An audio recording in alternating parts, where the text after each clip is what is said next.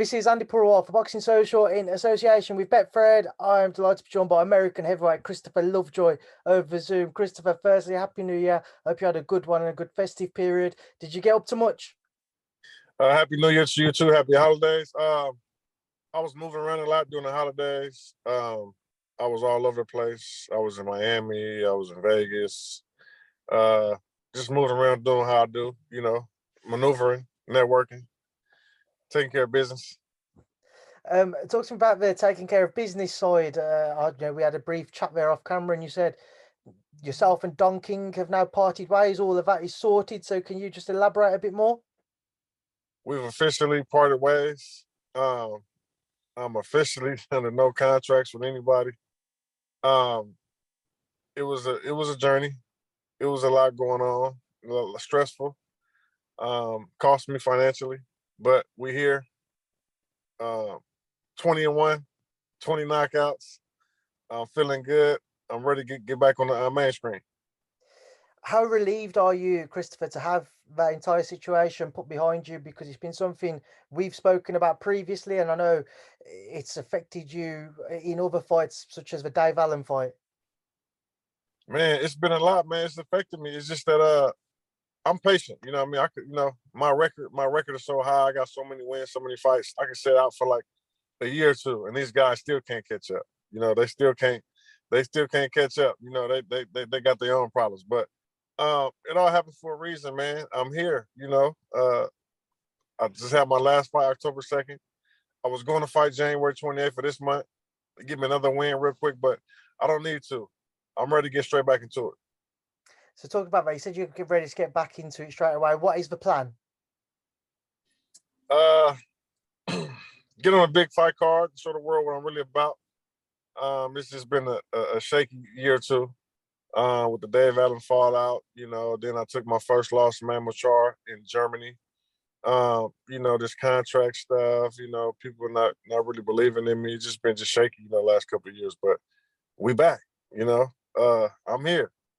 I want to get on a big fight card. I probably gonna get Johnny Fisher. He got a fight coming up February 12th. That's kind of soon for me because I really want to show up and show out. I just started back training like a few weeks ago. That fight is about a month away today, actually. So I'll let him get one more in, maybe two more in, and that's what I'm gonna go after Johnny Fisher. That's the fight I want. That's the fight he want. His management team talked about it. His promoter talked about it. I'm talking about it. That's the fight I want. That's what we're gonna go for. I was about to say, have you had any contact with Matchroom, with Eddie Hearn, or with Johnny's team about trying to make that fight? Not exactly, because I'm giving you exclusive news. Like, I never told nobody this stuff was done with, because as soon as I tell everybody I'm out of the contract, they want to rush and give me a fight. Try to give me some money and hope I'm not in shape. Hope I don't come prepared. I'm not doing that no more. I'll be fully prepared for my next fight. I'm going to win my next fight, and I'm here to shake up the world. It won't be no more mishaps. So what have you made of Johnny's career so far? He's a young up-and-coming heavyweight, still class him as a prospect, if you will, but he's impressed when he's been out, and he's got a very big following now. He's cool. He got a big following. I'm going to just go take his following. I mean, no disrespect to him. I love what they're doing. They build him up the right way. He looks good. He got all knockouts, big following, nice management team, nice family, nice support system, the best promoter in the game. But he green. He not ready for me. And that's the fight they want to give me. I'll go take it. It's not like it's a hard fight for me to go in and say, oh, he's going to come in and blah, blah, blah, blah. We're not expecting him to win. I'm going to go win that fight. Johnny knows it. His team knows it. I'm going to win that fight. You mentioned 20 wins, 20 knockouts with your own record, Chris. Do you feel like if yourself and Johnny were to fight, you'd stop him as well? I think I'll stop him. I mean, I don't see him coming in a fight to run. I don't see him as a runner. That's the only way he'll last if you run. I'm going to just attack him. I don't think he's been in that type of war yet. He's not really ready. That's why I want to get him now before he gets a lot of experience and he gets the feeling himself. He gets real, real big. He's beatable right now. It's easy work for me. I'll just rush him. For those who will recall your fight with Manuel Shah, what do you have to say to those who look at that as kind of a pointer that they'll think you don't belong in the ring with them because of the performance you produced in that fight? Well, I mean, I wasn't prepared for the fight. I mean, it was a second round knockout. I mean, I didn't bring a trainer. I wasn't no conditioning. I had a lot going on with bankruptcy and contract stuff like that. It was just me go out there and just give me a fight. You know, take care of some debt I had. You know, get my life going in the right direction financially. And it was just really just to go take care of business. Really, it was a business play for me. You know, I was able to put myself in a good position in life after that fight, so I'm cool now. I had, like I said, I had a lot of debt and stuff like that to take care of, and you know, it was just it was bad timing for a fight, but it was good timing for a life decision I had to make. So by your own admission, it was a financial one you just couldn't turn down. Yeah, I couldn't turn it down. You know, I've been waiting too long for a nice payday like that. You know, for a 12 round championship fight against a WA champion. I mean, I had to go take the fight. It was a no brainer for me. It was the best decision for me and my family. Away from that and away from Johnny, is there anybody else you have your eye on? We've previously spoken, have you thought about revisiting a Dave Allen fight? Fabio Wardley, somebody you mentioned to me before as well. Yeah, I'll take all those fights. I don't know where Dave Allen's at, you know, in his life, in boxing, stuff like that. I'll take that fight any day. That's still a fight I want. I think that's still a fight that the fans want. Well, let's see where he's at. You know, he ain't been vocal. He hasn't been too much vocal lately about fights and stuff like that. But let's see where he at. You know, I'm open for it. I'm gonna give myself another month or two of training and look to see me in the spring. You know, sometime maybe like end of March, early April. You know, I might get on the Usyk AJ card. What about Fabio Wardley? I mean, if he wants to smoke, he can get the smoke. Simple. You know, he's not the type of guy who really, really want to fight like that. You know, all these guys, it's like this. We are grown men. It don't matter how many fights you got, your record. If you want to fight, let's fight. They all trying to say he's not ready or he hasn't fought this. We are grown men. You know, you guys got more experience than me. So just like Johnny Fisher, let's make it happen. You know what I'm saying? Like, it don't matter how many fights you got. You're a grown man. You're a professional boxer, right? So let's make it happen. For Fabio Wardley, I don't know if he really want no smoke like that. I don't know if he really want no problems like that. I don't know if he really want to get in there where somebody's gonna come take his head off.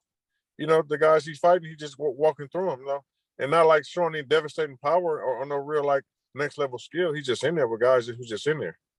You know, so he's yet to be tested. Chris, whilst I got you to get your thoughts on a few other fights in the heavyweight division which have been discussed. You mentioned AJ Usyk 2 earlier. What are your thoughts if or when that's announced, Usyk Joshua 2? Man, you know what, man? Uh, so when Joshua lost to Ruiz the first time, I couldn't see him beating him the second time. So this one, he lost to Usyk. So it's kind of like, how do we see him beat him the second time? But he shocked me. You know, maybe he might come in and just do something different. You know, I heard someone say that you can't box a fighter, you can't fight a boxer. Or no, something like that. Whatever it is, you have to fight a boxer. You know, don't try and box a boxer. And they're saying that Usyk came to box, so fight him, make him fight. I mean, I think he's the bigger man. You know, I think he's showing that he got more power. You know, he's more rangier. I mean, make it a fight. You know, make it a dog fight. That's what I say. So to answer your question, I just don't know what AJ we're gonna see. You know, I don't know if he's gonna come out like he did the first time, or he's gonna just come out something that we've never seen before. I don't know. I mean, why would he wait this long to come on and show us something that we've never seen before? Who knows? It's just boxing is just crazy. You just never know. One punch could do it. I mean, it's just up in the air. I really don't know how it will go. I don't know who will be the favorite. I mean, it's just it's a good fight though. Christopher, away from that one, Tyson Fury, Dillian White also being discussed. Your thoughts on it? Um, Dylan White cried to the media, for 3 years about getting this mandatory shot. Now that the fight is here on this table, he's not saying nothing about the fight. He's not saying that he's going to do whatever it takes to make the fight happen. He's not saying nothing. He's really scared to fight a real heavyweight. He hasn't beat anyone. He's fought a couple of guys, but he hasn't really beat anyone like that. He's just there. I don't know why people pump him up so much, but he hasn't really beat anybody. You know what I'm saying? And I have no respect for him because he has me blocked on Instagram and I don't even know him. We never even met. We never crossed paths. Why do you have me blocked? I never even shot comment or anything to you. He has me blocked. So I have no respect for him as a man. He blocked me on Instagram for no reason. So, if he fights Tyson Fury, he's going to get splattered. But like I said, he's a coward to me because he talks all that stuff. Oh, I want my mandatory shot. Or come on, Wilder. Come on, this. Now you have this opportunity to fight Tyson Fury, and you're not even being vocal about it. You're not doing what it takes to make the fight happen. You can call your promoter and say, listen, let's negotiate this 80-20, get 25, 75, 70, 30, whatever. Let's make the fight happen. I'm going to win that fight. This is the fight I want. This will be my biggest payday. Let's make it happen. He's not doing that, you know.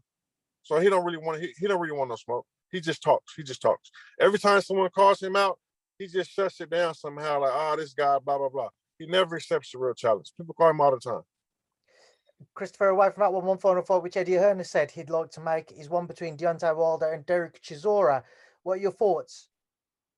Well, Chisora, he's a durable fighter. We don't know where Wilder's at, you know, physically and mentally. I mean, we just don't know. I watched him. He seemed like he wasn't all the way there, you know, his last couple fights. Once again, I mean, if both fighters want the fight to happen, it can happen. If both fighters say, we got to do what it takes to make this fight happen, it can happen. I don't even know if they're even in talks. I know that people outside those two are talking about it. I don't know if those people are actually talking about it. I haven't heard Wilder mention it or someone in Wilder's camp say, let's make it happen. I just know that I think I might have heard Eddie say it'll be a good fight or we'd like to make it happen. Who wins that fight? Heavyweight boxing. And you never know what you're going to get from both guys. So I don't know. All right, Christopher, we'll leave it there and I'll leave you to enjoy the rest of your day and get to your training session. I appreciate your time as always. Look forward to seeing you return to the ring. Thank you for speaking to me at Boxing Social. Thanks, man. Anytime. Hit me up. Let's get it.